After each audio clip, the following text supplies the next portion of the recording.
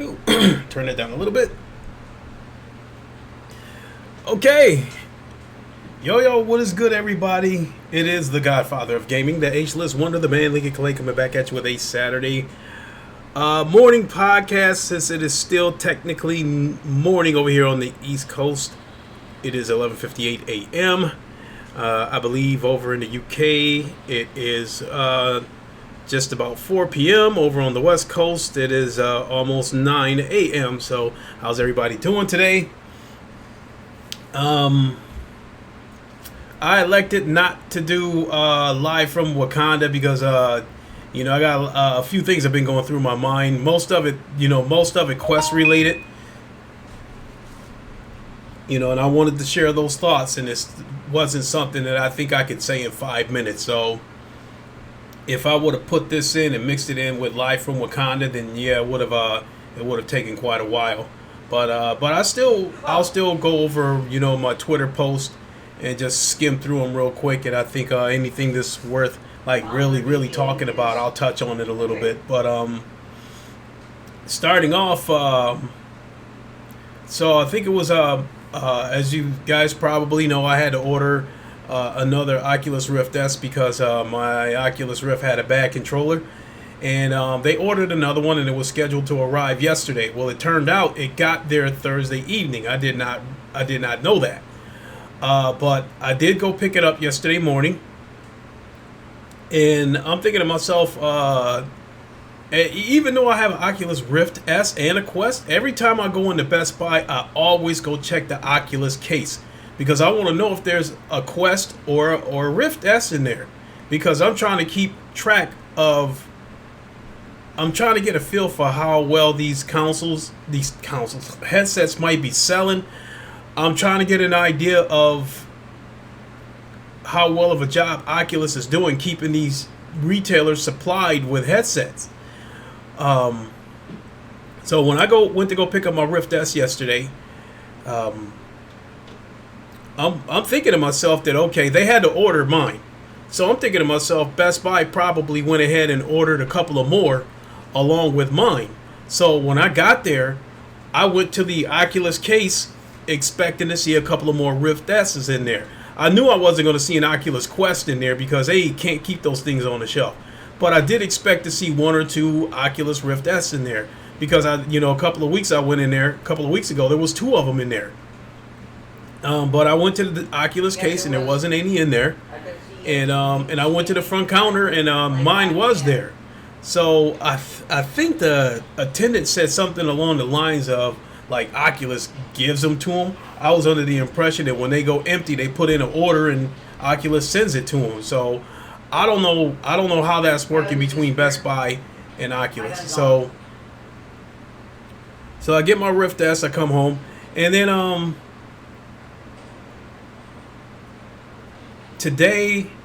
this morning, I go to the Best Buy website and the Newegg website checking for the Oculus Rift S. And it's sold out on both sites. Newegg says they don't even know if they'll restock them.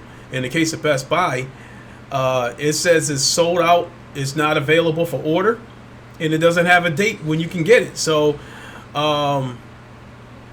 as much as I really wanted to jump on Oculus's heads and say they playing games and they're holding back stock of the Oculus Rift S, I can't, because I'm assuming that the coronavirus is probably stopping production of the Rift S, which takes us into the first subject, is that the coronavirus is affecting the production of the Oculus Quest.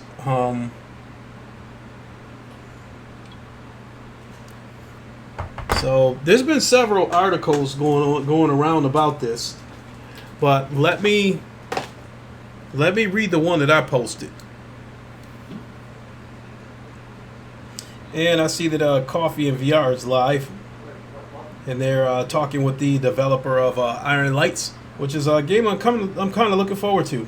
Look like it's a combat game.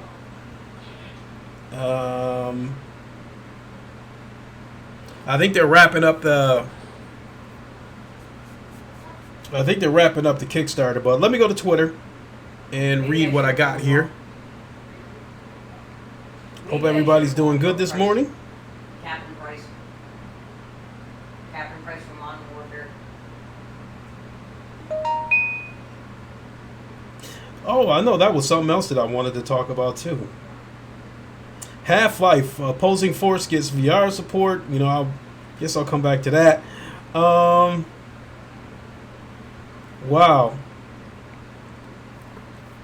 Guess I'll quick touch on this real quick too. See here, it says empty January gives Beat Saber PSVR charts top spot once again. That doesn't come as a surprise because nothing has really come out for the PSVR lately. Nothing really worth talking about. Golem was supposed to be the last big thing that hit, but so it says PSVR ongoing content drought ensures that Beat Saber once again topped the PlayStation Store charts in January of 2020.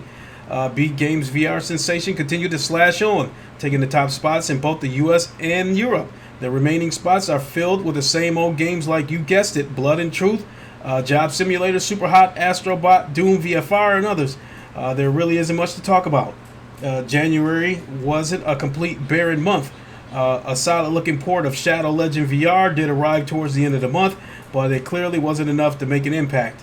Let's see, the question is when or even if a game will manage to shake things up in the upcoming months. We know the Sony published Iron Man VR is due in May after a delay from February. Free Lives is also still chopping away at the console port of Gorn.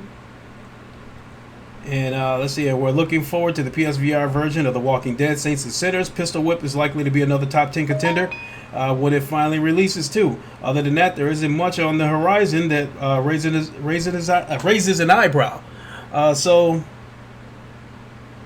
And then right here, they just got a chart of the top 10 games in the US and in Europe. And so in the US, Beat Saber was tops. Second in Europe was Blood and Truth, and Super Hot was second in the US. So yeah, that doesn't come as a surprise one bit.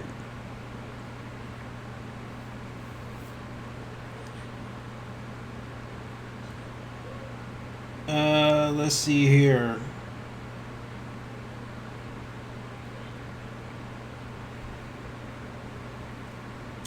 Damn, there's another article. I guess I will touch on a couple of things.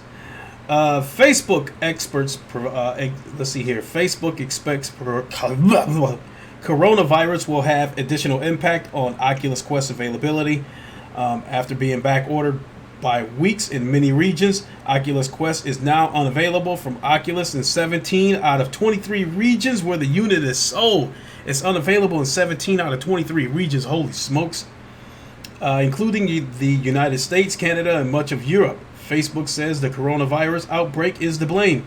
Responding to a Road to VR inquiry about Oculus Quest becoming unavailable in many regions, a Facebook spokesperson shared the following statement. Oculus Quest has been selling out in some regions due to high demand. That said, like other companies, we're expecting some additional impact to our hardware production due to the coronavirus. We're taking precautions to ensure the safety of our employees, manufacturing partners, and customers, and are monitoring the situation closely. The coronavirus, a novel respiratory virus, began in China with the first reported case on December 31st, 2019. Since then, the virus has seen more than 28,000 confirmed cases and 565 deaths, according to the World Health Organization. While the coronavirus has spread to 24 other countries, and to date, 99% of the cases have been confirmed to China. Since the holidays, Quest has been consistently back-ordered in many regions as Facebook has struggled to keep up with demand for the headset. With the headset now unavailable through the official Oculus site, the company is preventing its back-order queue from growing further. Holy shit. Their back order is getting so big that they had to shut off orders for this thing. That's how bad the coronavirus has affected it. Atomic Wasteland, saying it can affect the PS5 release. I wouldn't doubt it. I've been hearing, I kind of seen a couple of things saying that the coronavirus could delay the release of the Xbox Series X as well as the PS5 to 2021.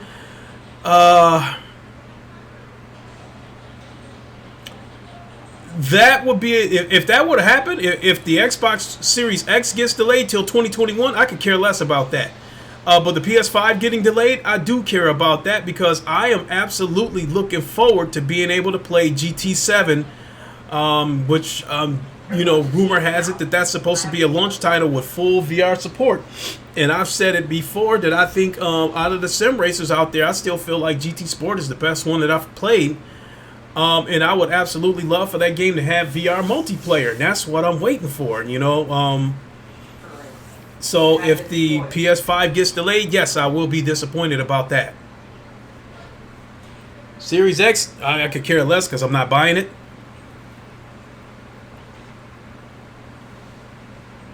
There's absolutely no need.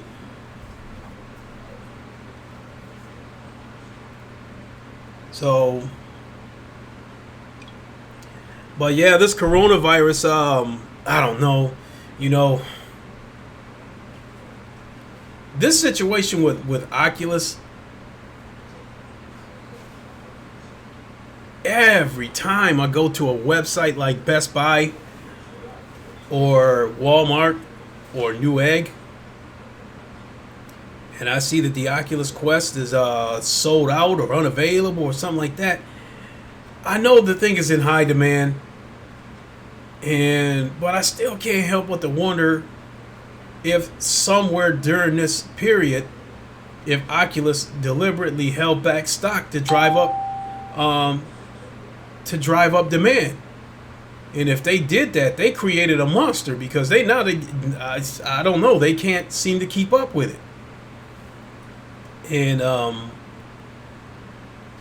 I guess that kind of takes me into my next subject. These Oculus groups that I'm part of like 3 Oculus groups. One of them has 4,700 members, another one has 20,000 members, and another one has 33,000 members. I've never been part of groups that big. And every day I see posts about people who either just got their Quest, people who are still waiting for their Quest, because I've seen posts from people that said that they ordered their Quest back in December and they still haven't gotten it yet. I'm hearing that the Oculus Quest is backed up till March now. And other posts that I see in these groups, people just got their Quest. People are waiting for the Quest.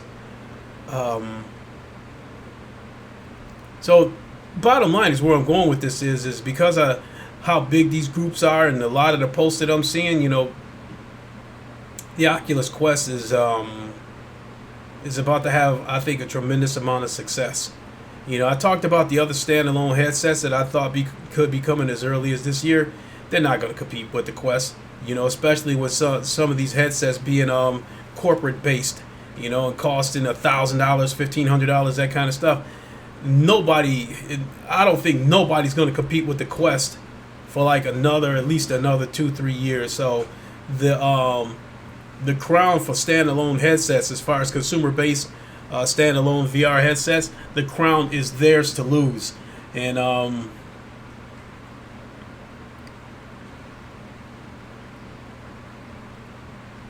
guess I'm moving kind of fast. Something else caught my attention. Actually, there's still a couple of more things that I would like to talk about. So another thing that caught my attention on these groups that I'm part of, there was a chip chop. So, oh my God, you look sickly. How long have you had the coronavirus? Yeah, I know you're just playing. I was about to fire back at you and say that I contracted it from you. So however long you had it is how long I've had it. Hey, but I got a sense of humor. How you doing, Chip Chop? And damn, that joke kind of made me lose my train of thought. So in these groups that there was a couple of people in these groups that was complaining about multiplayer games and how there's a lack of multiplayer games. And it's like, okay, there's a few multiplayer games out there, but I kind of understand their complaint that, yeah, they want to see more multiplayer games. And I think 2020, I think, is going to be a huge year for the Oculus Quest, because there's going to be a few multiplayer games coming, and I think that's going to usher in a new wave of people jumping on the Oculus Quest. So let's review some of the multiplayer games we got coming this year for the Oculus Quest.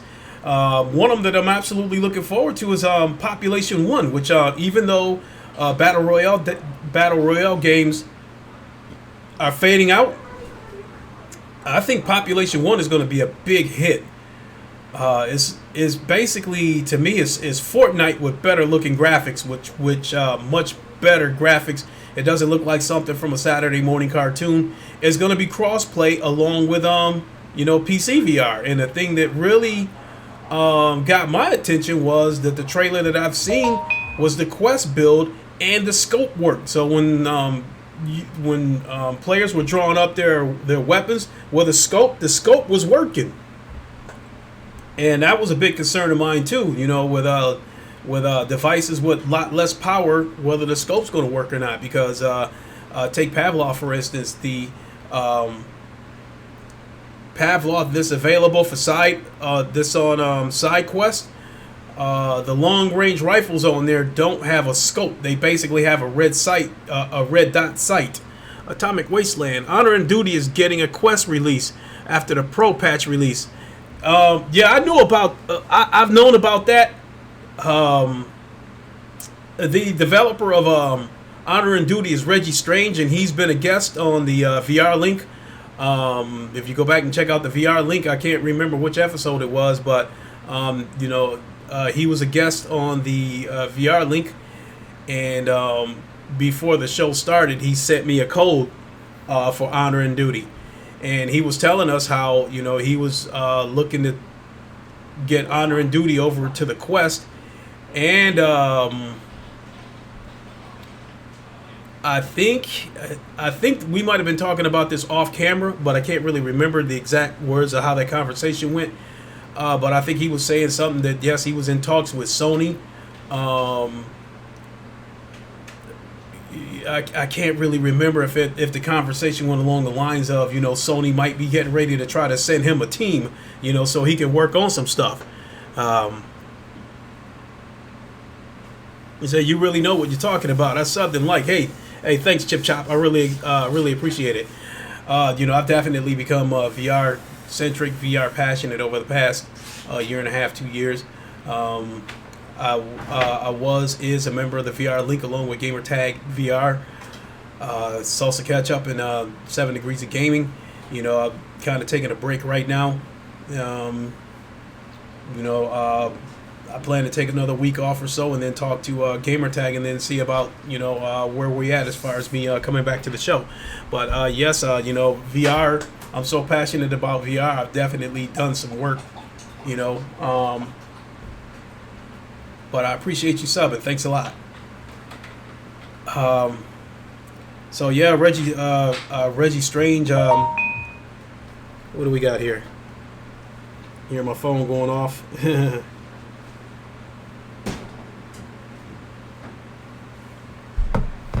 Okay, but getting back to this subject about the multiplayer games that's going to be coming to the Oculus Quest this year. I was in Atomic Wasteland. He's got the PS5 game VR steampunk version coming soon.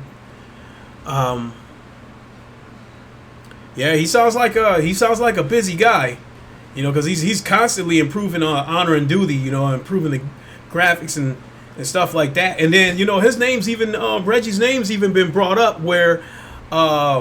We can't understand how some of these games can't make it over to the PSVR, how they don't have a multiplayer version of it. Like, okay, talk to Reggie, because he's been able to pull it off with Honor and Duty. I think it's either 16 or 32 players for Honor and Duty. So, they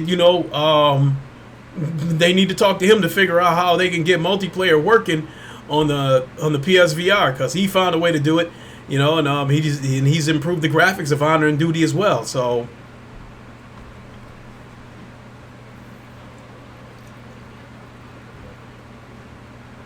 excuse me.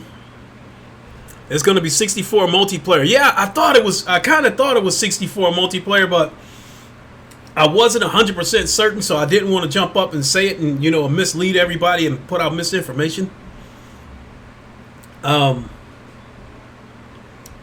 yeah, I mean,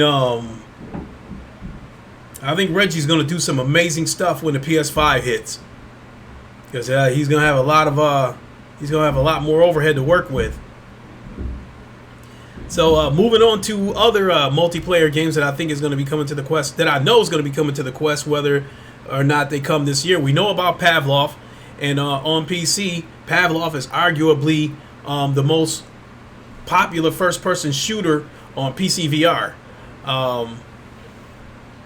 My son's playing it right now as we speak, and he actually likes playing it on the Quest more than he does playing it on the PC. Just for the simple fact that it's so convenient just to put that headset on and just go. Even with the downgraded graphics, I finally got past all that. It is what it is. You see where they had to make the compromises to make the game work. Depending on what game you're playing, they had to take out some colors, take out some textures, that kind of stuff, in order to get this game to fit on there and get it to work. So it's all good. I got past all that stuff. A lot of the games are games like Dead and Buried 2. It's hard to tell the difference. The only difference is the PC version of it. The picture's a little bit sharper. Other than that, it's damn near impossible to tell the difference. And it's crossplay. And then and I don't want to lose that thought too. Yeah, actually, that's going to be the next thing that I want to talk about. Is about crossplay. Okay, so we got Pavlov coming. I believe it's coming this year. I believe we got Onward coming to the Quest. I believe we have Contractors coming to the Quest. All three of those games are good games. All three of those games are multiplayer. And I think these are military first-person shooter games.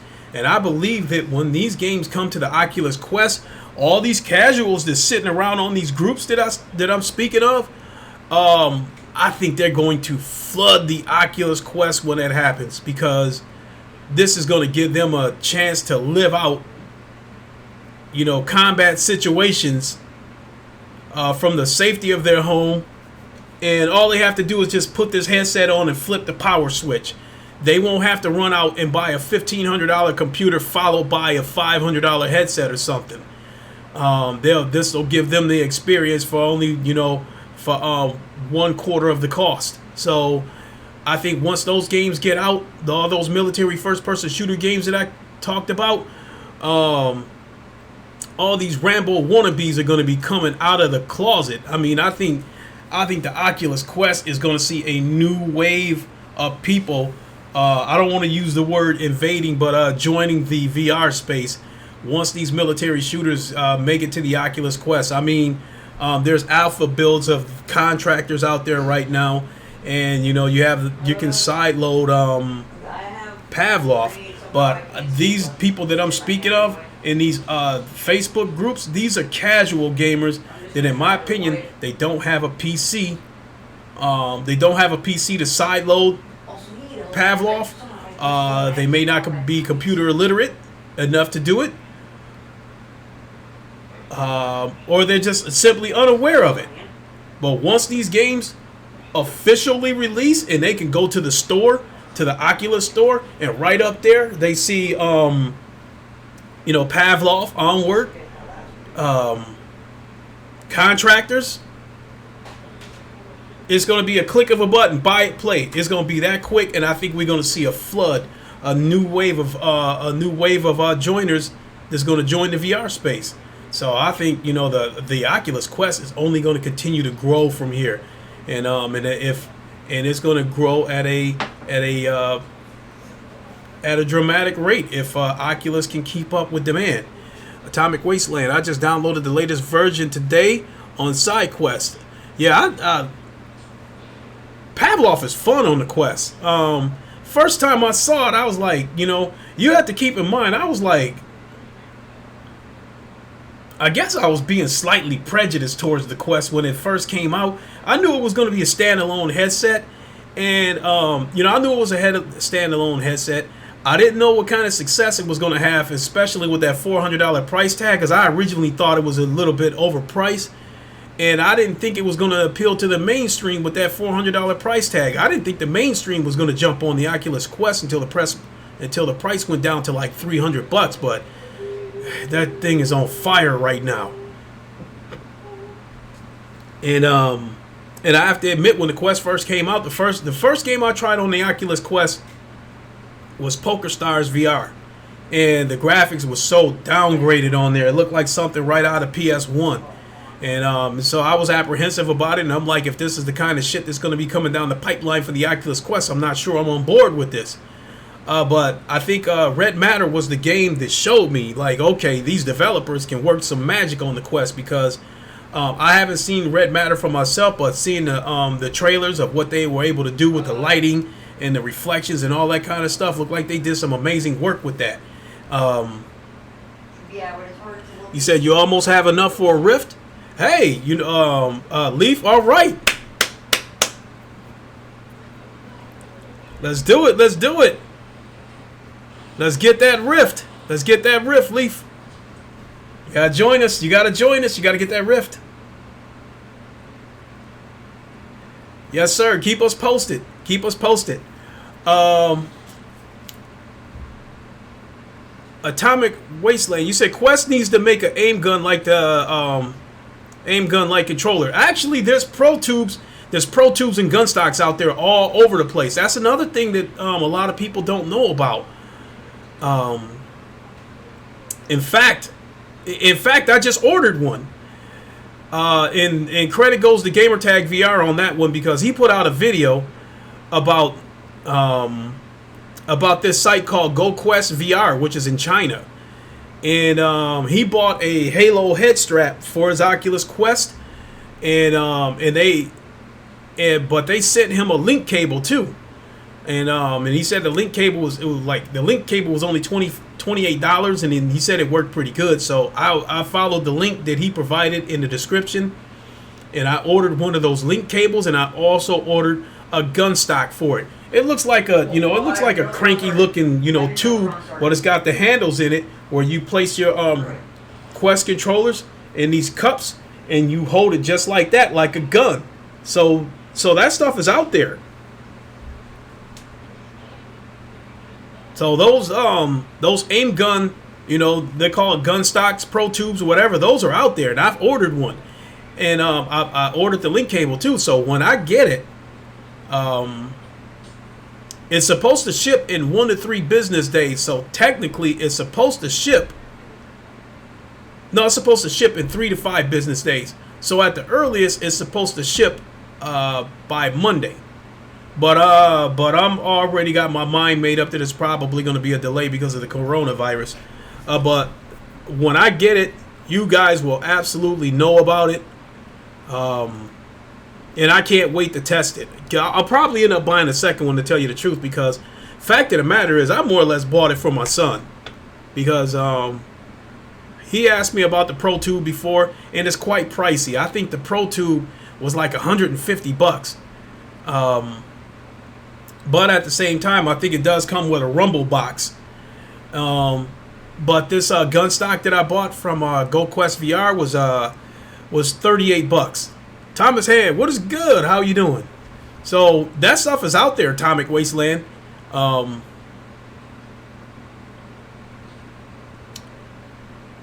In fact, let me pull up Gamertag's his video.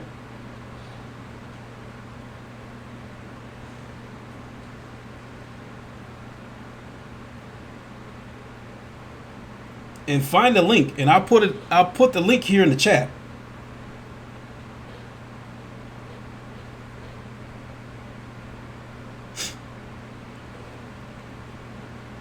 So give me a second here.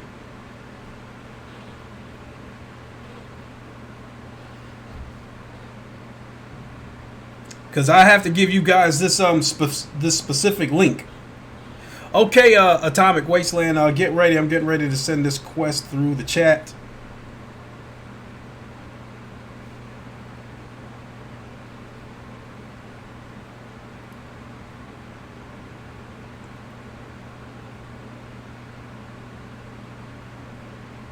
Share.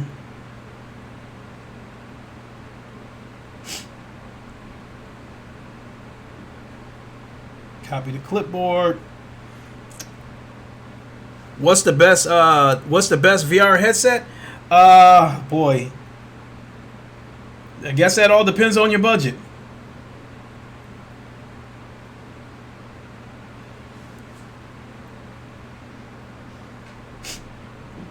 All right, Atomic Wasteland, as the saying goes, stand by. What's the best? Yeah, let me turn this down.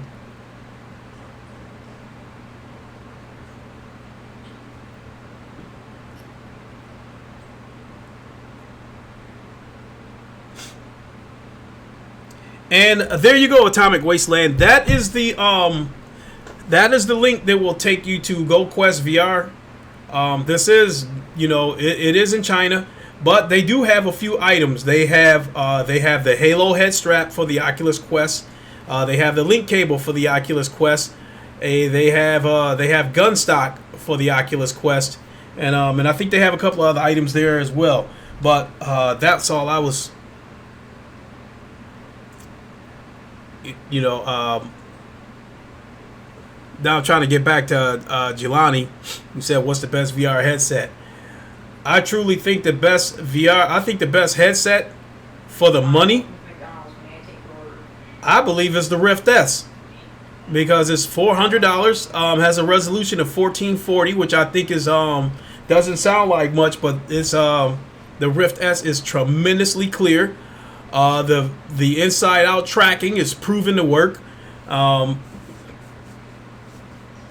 Right now, I think Oculus is the only ones. I went to the Oculus site and Quest wasn't available. Yeah, it's not going to be available for a little while because of the coronavirus. It was already having a hard time keeping up with demand, but they are suspecting that the coronavirus is going to basically bring production to a screeching halt. 1 second, everybody.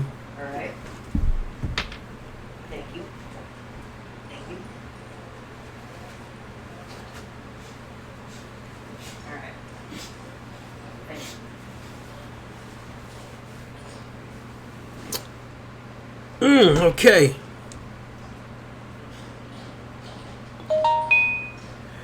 Hey, but Jelani, I will say this. I think you have a better chance of getting the Quest from Best Buy than the Oculus site. Because I did go to Best Buy this morning before I started this podcast. And at least the Best Buy, in my area, it said if I ordered today, it would you could pick it up on February 18th. But if you ordered a Rift S, you could order it today and pick it up on February 13th. So if you want a Quest, I think Best Buy might be your best bet.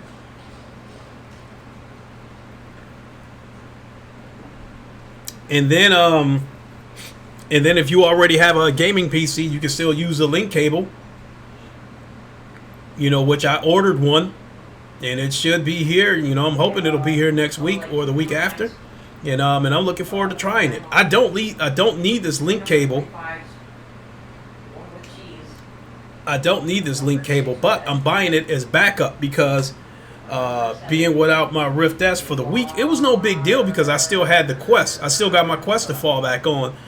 But fact of the matter is I use my Quest more than the Rift S anyway, just because of how convenient it is. Said it a million times. I'm laying in bed taking a power nap, wake up, there's the Quest, there it is, put it on my head, still sitting on my bed playing Poker Stars VR. Just that easy.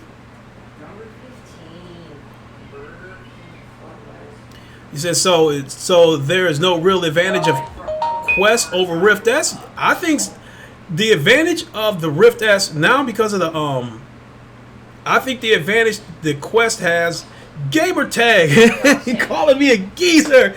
Hey, I just It's funny that you just popped in here, Gamertag, because I put the link to GoQuest VR in the chat because I was explaining about the video that you put out about the GoQuest VR, the Halo strap, the link cable, and how I ordered the check my Twitter. Okay.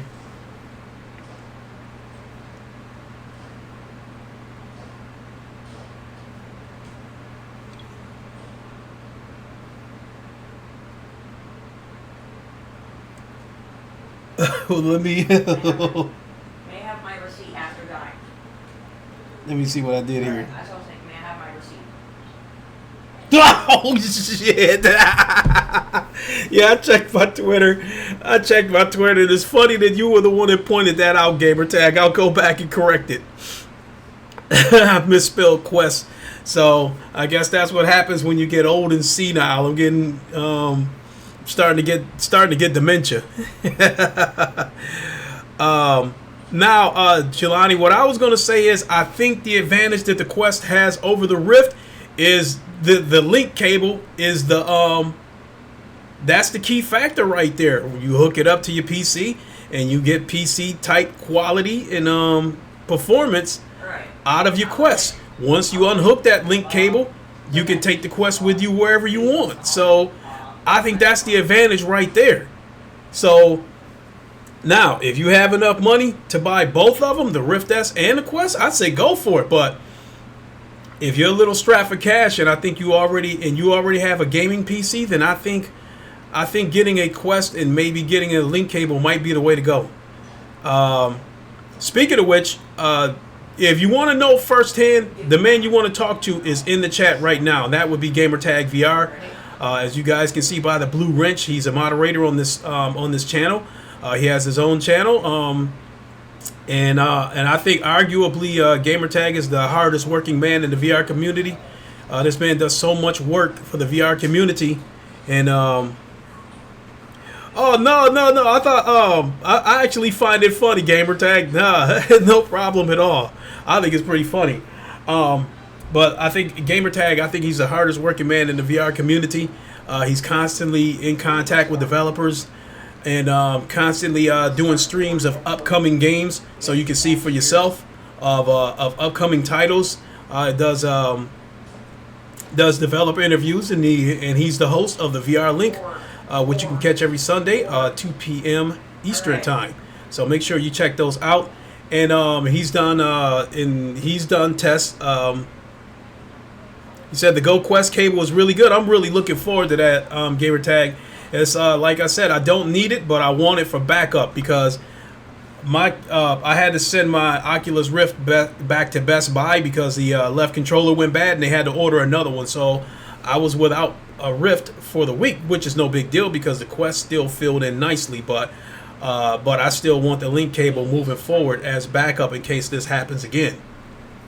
So, but as I was telling everybody, check out Gamertag VR's channel, and he's definitely got some videos there where he's tested a couple of different Oculus Link cables, and you can get an opinion from him. And in this latest one that he's tested is $28. The official Oculus Link cable is about $80, and I think the one he showed is a good alternative, is a cost-saving alternative. So make sure you check out his channel, sub to his channel. Make sure you check out the VR Link on Sundays. I believe it's the best VR show out there with a panel on it.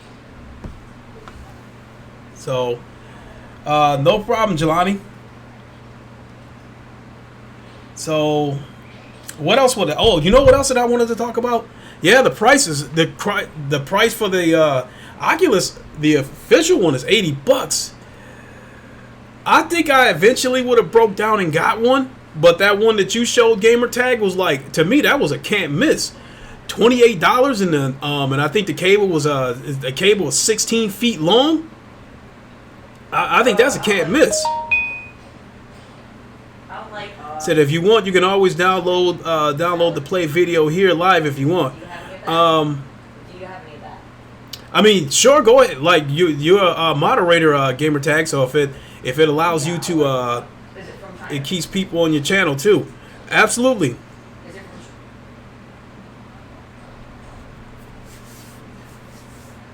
So you're a moderator on this channel. So anything, if there's something that you can put into the chat that helps direct them towards the VR chat, absolutely have at it. So another thing that I think that I wanted to talk about was Space Junkies. I think that Ubisoft should bring Space Junkies to the Oculus Quest. I think that would give the game a lot of life. And then, and I think that would, if they could do it right now, I think it would be huge.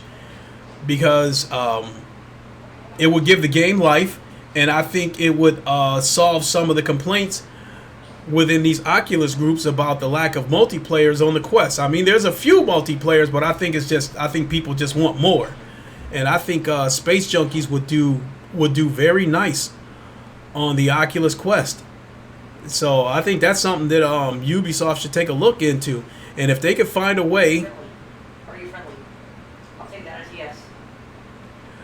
Oh, it says what you mean is you can play the video on screen. Okay, the way I do it here is because I'm a little bit behind you guys. I'm not tech savvy as you guys are. What I would end up having to do is download. I would have to go and download the video and then re-upload it. So it would take a few minutes. But moving forward, yes, I'll definitely do that. Because I do want to get some footage. 5 meters in length and lighter in weight. Yes, absolutely.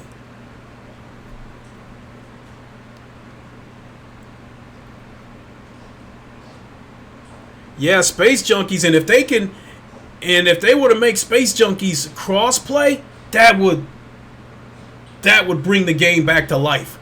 Because I actually think Space Junkies is a really fun game. It really is. I just think that Ubisoft came out of the blocks greedy, charging $40 for that game. It was like, when I saw that, I was like, I'm not paying $40 for the game. I don't care how fun it is, because I had a lot of fun with the with the beta that they had, the open beta. But when it actually launched at $40, and then they finally had to break down and put the game on sale for $15. After that, they raised it back up to $40.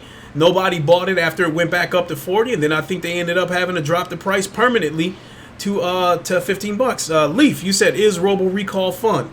Yes, especially for free, I believe. I don't know about the Rift S, but I know about the Oculus Rift CV1. If you get an Oculus Rift CV1, you will get several games free, and I know that Robo Recall is one of them. The original Dead and Buried is another one. I believe VR Sports Challenge might be another one, and that's a game that if you love sports like football, basketball, baseball, hockey, you absolutely have to try VR Sports Challenge. I've got a video where I'm playing football in VR and I'm throwing passes. So, and I think there's a few other free apps with the CV1. What I don't know is if you can get those games free if you buy a Rift S, because basically when I upgraded to the Rift S, all I had to do was just sync it to my computer, and then that was that. The games I already bought was still there. So I don't know, but I do know for a fact that if you were to buy a CV1, that those are free games. So, man, I think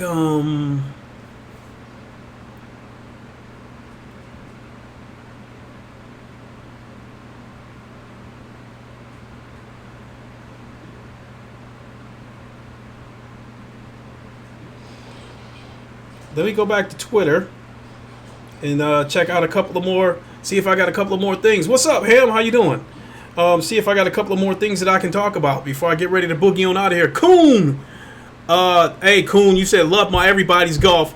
I'm telling you, if you have PlayStation VR, that's another game that is very, very underrated, and that's Everybody's Golf. The first time I saw Everybody's Golf, I didn't think I was going to like it because it looked like an arcade type golf game, but it looks arcade, but it plays like a sim.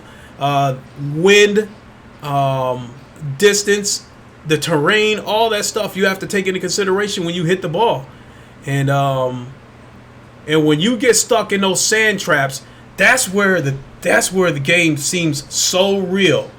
When you get stuck in a sand trap, there's about 8 feet high, and you got to try to whack the ball out of there and get it back onto the fairway. That's where the game really feels real. So if you have a PlayStation VR, I definitely have to recommend Everybody's Golf. Along with Blood and Truth and Firewall. Speaking of that, I still have to address that situation anyway. Some of you know that my PlayStation VR headset took a dump, and I have to get another one. It seems as far as refurbished headsets goes, they're all sold out. Nobody has any. So there's only two routes I can go: either buy one brand new or go to eBay. And so that's probably likely the route that I'm going to go. But even the ones on eBay are not exactly selling at a great price. What eBay allows me to do is to buy exactly what I need, and that's it. I just need a headset and nothing else. I don't need another processor, box, move controllers, all that kind of stuff. Leaf, you said my internet is fighting me right now. I hope you're not talking about a legal fight where you're going back and forth over your coverage and that kind of stuff. So let's talk about a couple of more things that I posted about.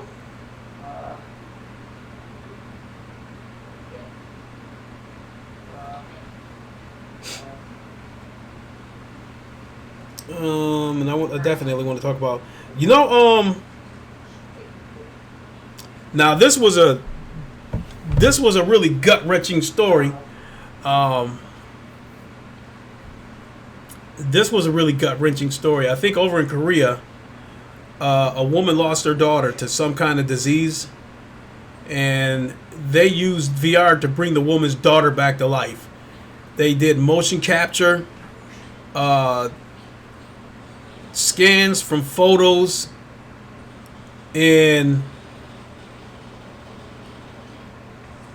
the woman put on a VR headset and brought her daughter back to life. And there was a scene where she was wearing I think she was wearing haptic gloves or something, so she was touching her daughter in VR, putting her hands on her daughter's shoulder in VR. Looked like she was putting her daughter to bed by the daughter's bedside in VR. And that's gut-wrenching because God forbid if something like that would have happened to me and I were to lose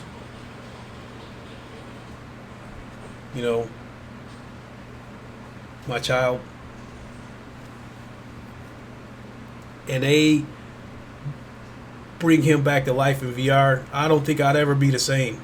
I think I'd probably end up turning into a nut because I would never get over the fact that he's not really here.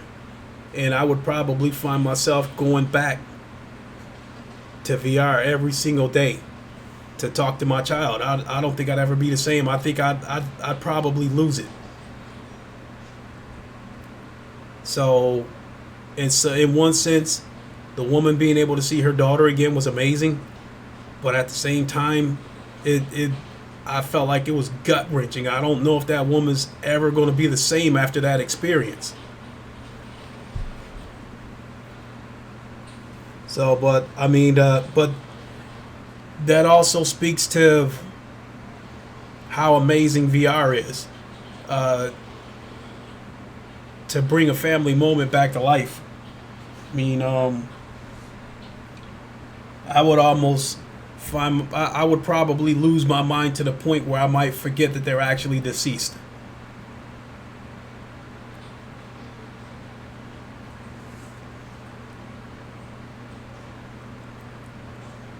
What else did we got here? Let me see here. Ghost Giant is coming to the Quest.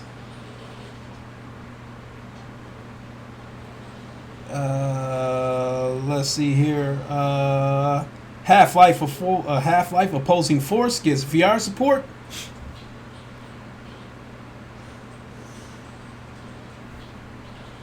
And I think I'll take a quick moment to go to upload VR and roll the VR because I'm actually running out of stuff to talk about. So let's see what they got.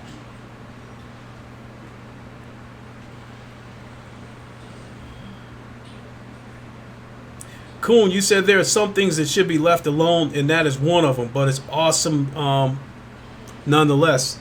Yeah, I mean, you know what? Here, I'm gonna, because I just went to roll the VR, and that's the first thing that comes up. Let me see if I can show it to you guys right here.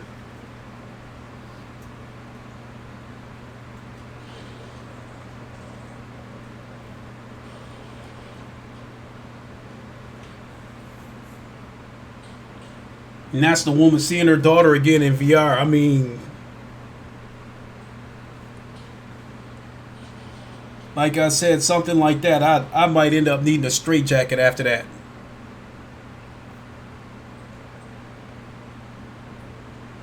You know, here's another one where she's got her, you know, where she's interacting with her daughter.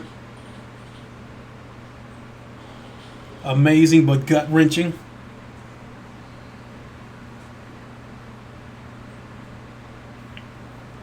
And then you know, you guys saw that picture too. Ham.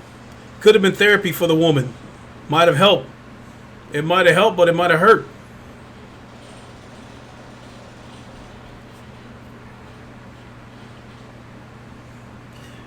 I mean, no, don't get me wrong. I'm not faulting the techs who put all that stuff together to make it possible. I think it's a wonderful thing. I'm just being honest in how I think it would affect me. I don't think I'd ever be the same.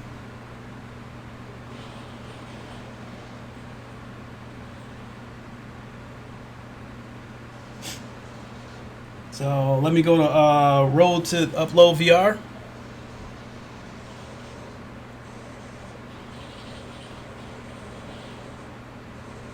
And boy, this thing is taking a while.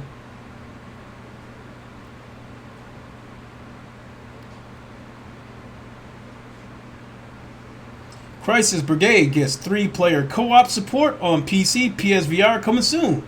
That was the first thing that comes up.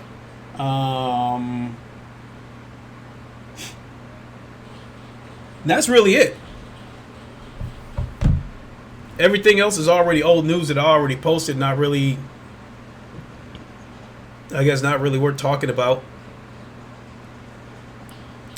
But I'm going to get off here soon. My son is playing Pavlov on the PC. So right there, that spot right there, I will be grabbing the Quest. And I think I'll be playing some Pavlov there.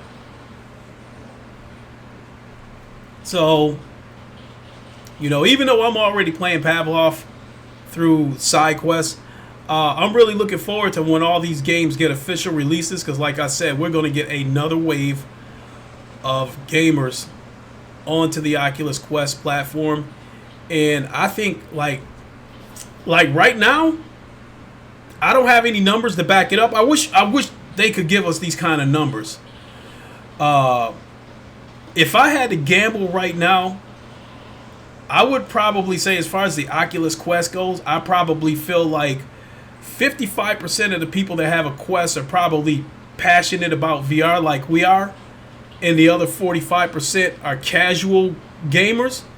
But I think by this time next year, I think the numbers are going to be a lot different. I think 60% of Quest owners are going to be casual gamers, and the other 40% are going to be us. And I think as far as our representation for the Oculus Quest, I think our percentage is going to go down and down and down over the months, over the years, because I think as time goes on, more and more casual gamers are going to be jumping onto the Oculus Quest, because it is absolutely on fire right now, and it doesn't seem to be slowing down anytime soon. It says, Lincoln or chat, the Firewall 0 Hour gave me what we got free. I don't need any DLC or anything. Yeah, I think what they do is like that season crap or something like that. I think after such a time, I think they release it free. So the DLC that you got, like the maps are always free. But as far as like operators and that kind of stuff, I think the first couple of them were free, but I think after that it was like a season thing. And I think after a year or whatever the case may be, they become free. So, but yeah, that's another thing that put me in a rock and a hard spot. I spoke about my situation with the PlayStation VR. I got to get another headset because mine took a dump. But I almost bought The Walking Dead Saints and Sinners because I'm still really, really curious about the game. I still really want to dive into that game. But I thought the $40 that it would cost to buy that game, that could go towards me buying another PlayStation VR headset. But I probably will go ahead and buy it next week anyway because let's see. They said, Coon, you saying okay, thanks. Xbox Video. You said you're up to my level on Beat Saber, brother. Just messing with you. What's good? I'm doing pretty good. Actually, Xbox Video, I actually saw your video yesterday for Body Rocking. And looks like you were playing on Expert, man. I got to give you credit, Video. You pretty damn good at Beat Saber. I got to give credit where it's due. I don't know, man. I think you said that game looks great. And Ham, you said that game is great, better than I expected. Just get it.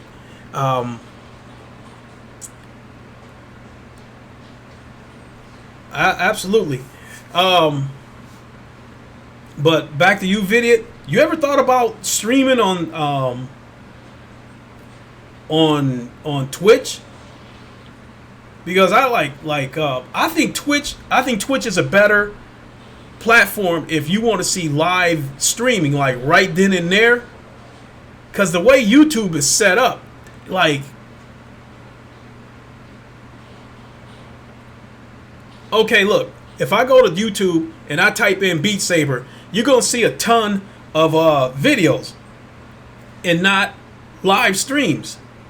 You go to Twitch, everything that pops up there is live, so if you type in Beat Saber and the Beat Saber category comes up, it's going to show you all the live stuff first and then the videos. And there's a lot of people streaming on streaming Beat Saber. Cold Yogurt, what's good? Glad you could join us. Like yesterday, I was watching a girl was playing Beat Saber. PlayStation Plus podcast. What's good, my guy? I was watching a stream yesterday, video of Beat Saber, and I think this girl had about like 600 and something people watching. She was good too. One girl was dressed like Supergirl. She had on a really tight Supergirl shirt. She had on a red cape. She had on red yoga pants and black boots. Nah, I ain't gonna lie, she was kind of sexy, and she was good too. She was working the shit out of those sabers on Beat Saber. I feel you. I have a Twitch account. Might just do that. King Thrash, what is good? Do what you do. Man, oh man, oh man, what a podcast last night. These dudes tripping about you should do a live battle on that shit. You know what? We could do that. Thrash, here's the thing about it, because I don't know when it's supposed to happen, but sooner or later Beat Saber is supposed to get a multiplayer.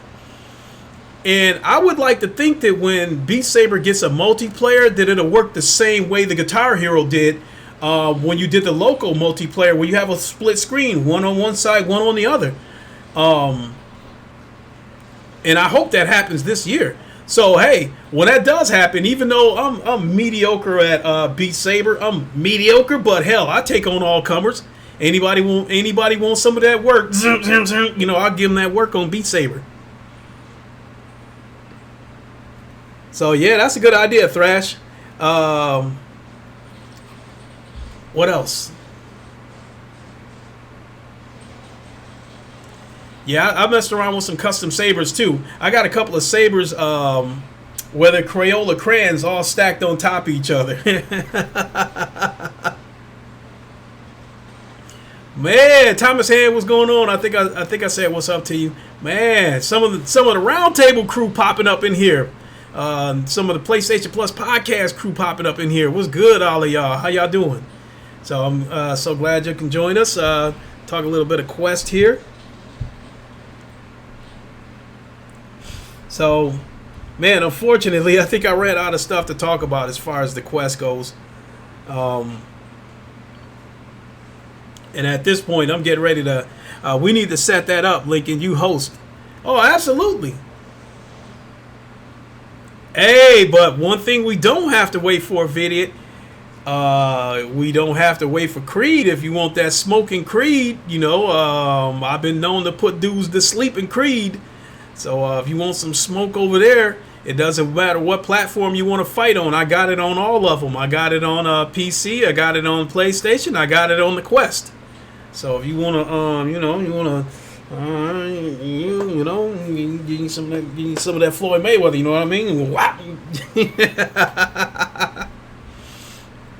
Hey, but I send that challenge out to all of you. All of you. This is where I put on my shit talking hat right here. So anybody wants some of that smoke and Creed, let me know. Y'all can come and get it. Doesn't matter what platform y'all want to get it on. Y'all get that smoke. Ham, you said the problem with Twitch, apart from well-known games that people know how to search for, is garbage for finding VR streams. I think it is if you type in VR. If you just type in VR, because I don't think they have a separate VR category, so in that sense, you're right. But if you type in a specific game, you can find streams if it's there. Like Firewall is a stream that doesn't happen very much on Twitch. Because every time I look, every time I search Firewall on Twitch, there's only like 3 or 4 streams going on. But when I search Beat Saber on Twitch, there's like at least 25, 30 streams going on at any given moment. So you said it takes 3-4 button clicks and then you have to type VR as a search filter. Yes, I guess I don't know Twitch that well. I guess I don't dig that deep into Twitch. A lot of times when I go to Twitch, I'm looking for something specific. Unless the people that I'm sub to are live. Gamer Tag, Fatal Charade, JD Max, if any of those guys happen to be live. Other than that, when I come to Twitch, I'm looking for something specific. You said Phil's had more comebacks than Rocky. Man, the only thing I can tell you about Phil Spencer is that dude is a politician.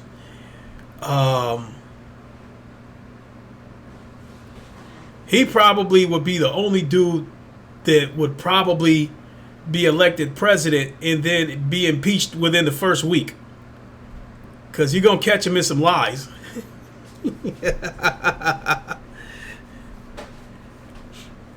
But Uncle Phil, yeah, he's a character. He's, if not anything, he's made this generation very entertaining, to say the least.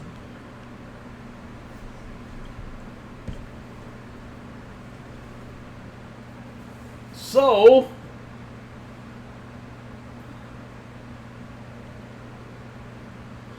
we all believe in Phil Spencer.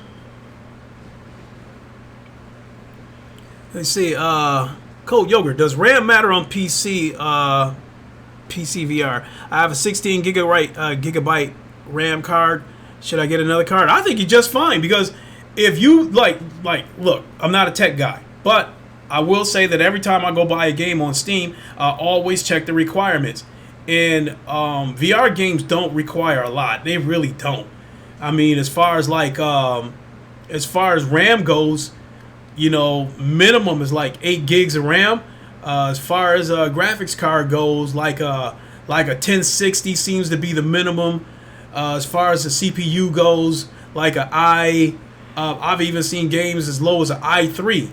So if you got 16 gigs of RAM, as far as that part of it goes, I think you're fine, because my Alienware has 16 gigs of RAM. My son's PC had 8 gigs of RAM, and I added another 8 to it, and he says it runs better now. So I think 16 gigs is fine. You said I have a single 16 gig RAM card as well. It works fine. GPU, CPU is what you need to worry about. Now I would have to agree with him, because my PC is still under warranty, so I'm not going to touch it right now. But probably about this time next year. If I haven't bought a new PC by then, I'm gonna upgrade the CPU. I think I'm gonna upgrade it from I might jump all the way up to an i9. You know, right now my PC has an i5 in it, and so Xbox Video, you said Saints and Sinners is 16 gigs and a Ryzen 7 1800X, most intensive game that I've seen so far. Yeah, but with Half-Life Alyx, as far as RAM goes, you need a minimum of 12, and that's why I upgraded my son's PC with the RAM, because everything else he met the requirements. Because I think with the CPU, I think you need an i5 like 4500 or something like that, and I think with the GPU, I think you need like a 1060 or something like that minimum. So my son meets all those minimum requirements. He just needed more RAM. You know, he had 8 and you needed 12, so that's why I upgraded his PC as far as RAM goes. But man, you know, Xbox Video, you still got me wanting to fuck with that Walking Dead Saints and Sinners. I still do want to try it, because I think that's another thing that's been on my mind, that I think as far as PC VR games goes, I think 2020 is probably going to be the year of physics-based VR games. Because I think as far as like graphics goes, with Half-Life Alyx, you know, and for those of you who've seen what Lone Echo looks like, it looks amazing. I still think it's the best VR game to date, you know, and I'm going to hold that judgment until I see Half-Life Alyx. But I think where we're headed now with VR this year, I think we're headed towards physics-based, more interaction, being able to walk in a room and, you know, maybe see a cup sitting on the floor and be able to pick it up and set it back on the table, that kind of stuff. So I think we might be headed in the direction of more physics-based games moving forward. And I think 2020 is probably going to be, you know, where they open the door and start introducing more physics-based games. And it looks to me like Saints and Sinners might be, you know, the first step in that direction. You know, and I think Half-Life Alyx is going to be another step in that direction. And then we'll see what the future holds after that. Cold Yogurt, you said Saints and Sinners, you could put zombie heads in your backpack. You can do that in Asgard's Wrath. Some of those zombies that you kill, you can put their heads in the backpack, because that's all part of crafting. You know, at some point you'll need a zombie head to craft something. But this is like in Asgard's Wrath, there's so much different shit you can craft. You know, and Thomas Hand, you said 2 8-gig sticks is better than 116. I'm not going to argue with that. I really don't know. Ham, you said so 16 gigs of system RAM is usually the most you need for games currently. You can shove more in if you are doing video editing. So, you know, it crossed my mind to jump up to 32 gigs a couple of times on my PC. But there's no need for it. At least not right now. But yeah, you could put zombie heads in your backpack on Asgard's Wrath, and you can all you see they call it a pouch on Asgard's Wrath. You can only put so much stuff in your pouch, and then you have to go back to Asgard and put that stuff in the storage chest, because your pouch can only hold so much. The headache about that is when you go back and forth between Midgard and Asgard, the loading phase takes forever. It's like takes forever. But Asgard's Wrath, oh my God. I had a bad situation with Asgard's Wrath. Is the loading screen as long as GTA 5 Online's loading screen? Yes. I don't know which one is longer, but both of them take forever. So as you guys know, a while back my PC went into the shop. When I came back, I lost everything. I had to re-download everything. Re-downloaded Asgard's Wrath, let it run overnight because the game is 130 gigs. So I had to let it download overnight. Got up the next morning, tried to play the game, and it started me back from zero. So all that progress that I did in Asgard's Wrath is gone. I have to start over from zero. Video, I'm running the Ryzen 7100 X, 16 gigs of RAM, 25 gigs of SSD, 250 gigs SSD, and a Radeon 570, blah blah blah, my VR would still stutter unless I close background apps. Yeah.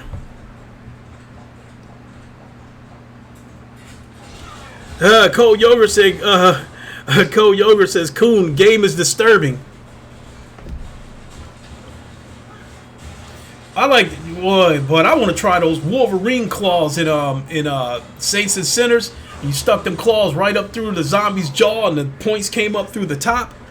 I definitely want to try that. And speaking of which, that's another game. Saints and Sinners, they gotta know. The developers have to know that people want a co-op for that game. So I hope that's something that's in the works. Because right now, I would say, even though I haven't played it yet, I would like to believe that Saints and Sinners is the new king of the hill when it comes to zombie games. I think it knocked Arizona Sunshine off the mountain, and they're the new king.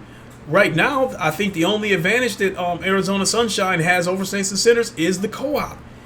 Once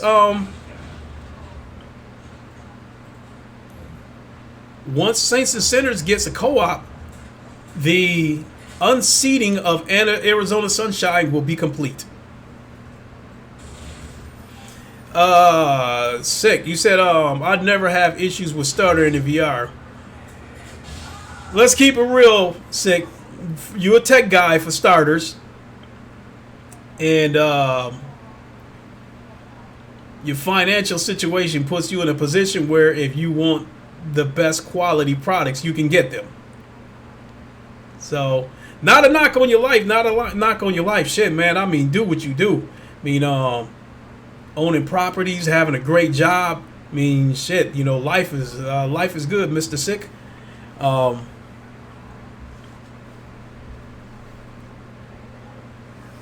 Says Sick, you have a Primal PC. I don't. See, I'm one of those dudes where if I want something, I have to find a way to make it happen. You know, I got to do some maneuvering. You know, I might have to wait until it goes. I might have to wait for it to come down in price. Or wait until I have a certain amount of money saved up. That kind of shit, especially when it comes to cars. Because I can... There you go. Put on the sunglasses. Sick.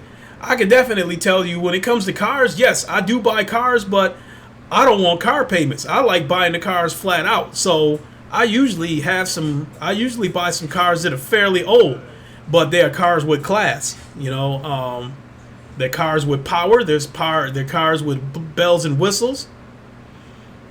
And so, if my Acura, if I wouldn't have had to send my Acura to the shop to get that computer replaced, I was going to buy a Mustang GT, you know, and then, you know, the Acura was going to be my everyday car the way it is. And I was going to buy like a 2008 Mustang GT. I was going to try to find I know they still cost a lot of money, but I was going to try to see if I could find a Cobra. But that ended up not happening when I ended up sending my Acura to the shop. It came back from the shop. A couple weeks after it came from the shop, the battery light came on for a split second, but that was enough to make me panic, and then that's when I jumped up and bought that Lexus. So, Cold Yogurt, what pisses me off is you can't use your legs in VR. It sucks to climb up in Boneworks in The Walking Dead. Yeah.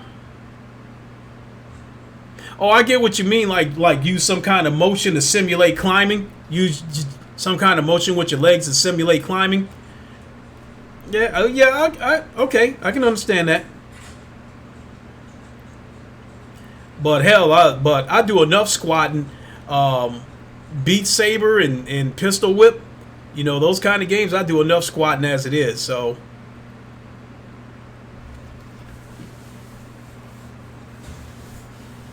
Because you definitely, like, you squat in Pistol Whip way more than you squat in Beat Saber. That's why I've always said that, like, Pistol Whip is a better workout for your legs and your core. Whereas Beat Saber, you burning a shitload of calories. That's what Beat Saber is for. So if you want to burn some calories, that's Beat Saber for you. Um, but if you want to get a nice, a nice decent workout, then pistol whip is a good way to go. I haven't played it yet, but Gamer Tags mentioned Audica before, I believe. Audica or Synth Riders, one of those two games. A couple of other rhythm games. I haven't tried them yet, but I'll get around to trying them because I'm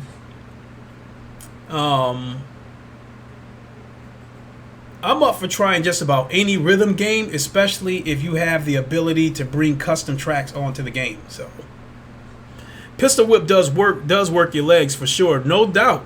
Because when the enemies shoot at you, you almost have to stand. You almost have to stand straight up with pistol whip and wait for them to shoot at you. And then once you see the bullet coming at you, then you have to squat to duck it. So, no question that pistol whip works your legs way more than Beat Saber. Like, if the Box VR 2, I haven't tried that, but, Thrill of the Fight's been mentioned to me a couple of times, which I'm going to get around to trying that. One of the reasons why I haven't really went out of my way to get Thrill of the Fight is because the room is room scale, and I don't know if that means that you have to move around or if you have the option to move yourself.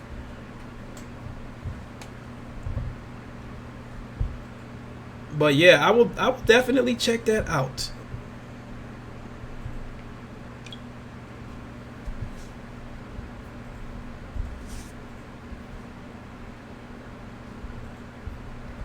Vidiot, I'm out. I'm out, player. Gonna take the little one for a walk and get something to eat. Peace. Hey, Vidiot, thanks for dropping by. And when they get that multiplayer going for Beat Saber, I'm gonna take one of those lightsabers and I'm gonna slice you in half. So get ready. Ham, I've got Thrill of the Fight on sale for the Quest. I've not tried it yet. It's a cheap game to begin with. I think the game is only like $10 or something. I think I've seen it on sale for like $6.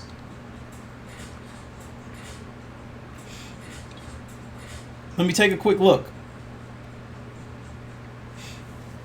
The Oculus app.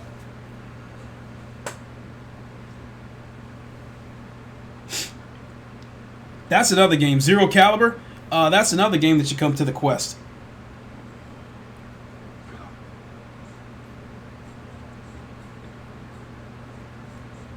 Ooh, Box VR is $30. That's the first thing that popped up was Box VR.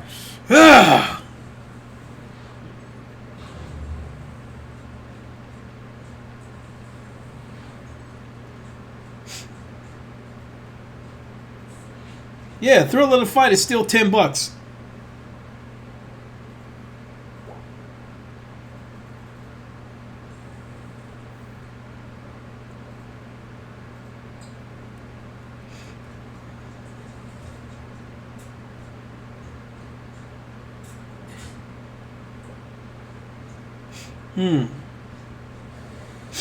Well, $10. Hey, it couldn't hurt to try it.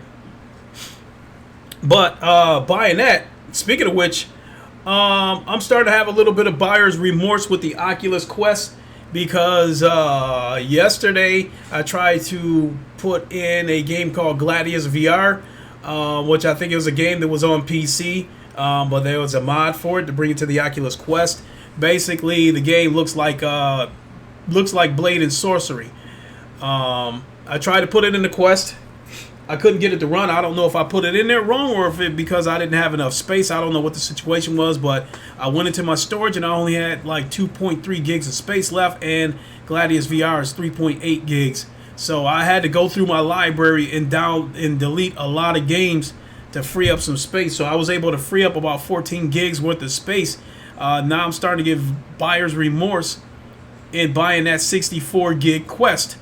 I'm starting to wish I bought 128 gig Quest now, but keep in mind that when I bought the Quest, it was only supposed to be a Band-Aid. My son, after coming over here, he wanted a Rift S and he wanted a gaming PC, which I'm staring at. I'm guessing that I'm staring at anywhere from $1,200 to $1,600 to make that happen for him. I can't drop $1,600 at once. So I bought the Oculus Quest as a Band-Aid to get him through until I could get him a PC and a Rift. And he wasn't playing it that much. So I got him the PC. You guys heard the story before. And then when it came time to take a look at getting him a headset, he said go ahead and sell the Quest in order to get him a Rift S.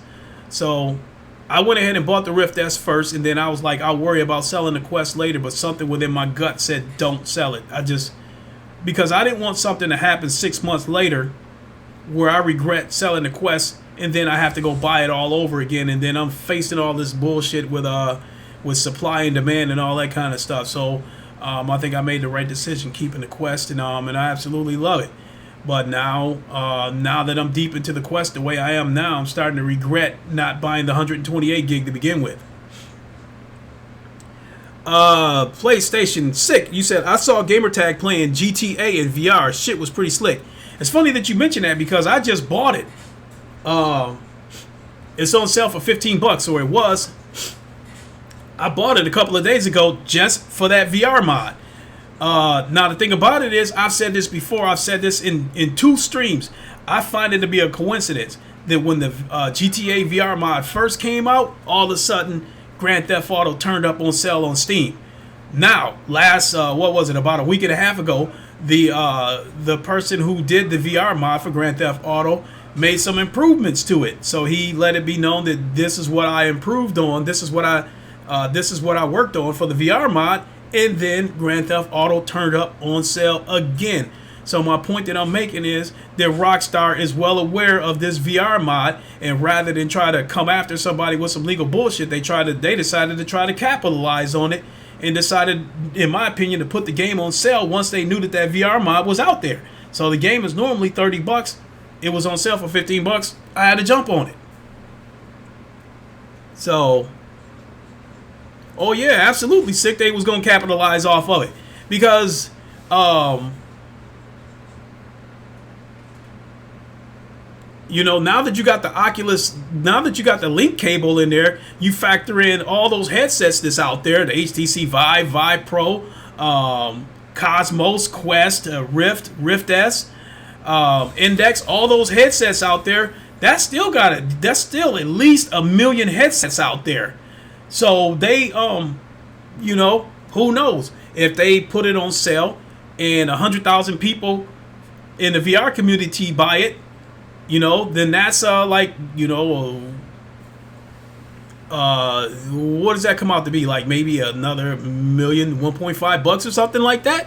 So yeah.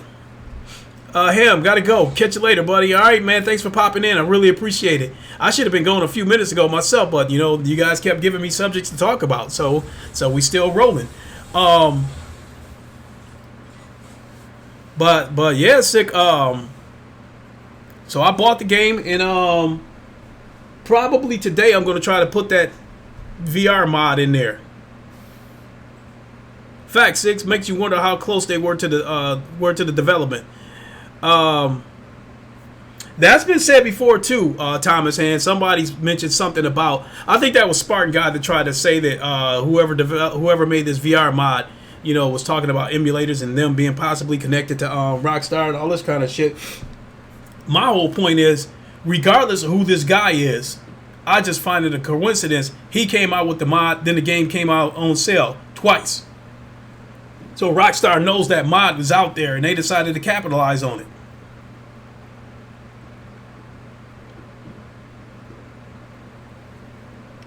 Excuse me. He says same with DS4.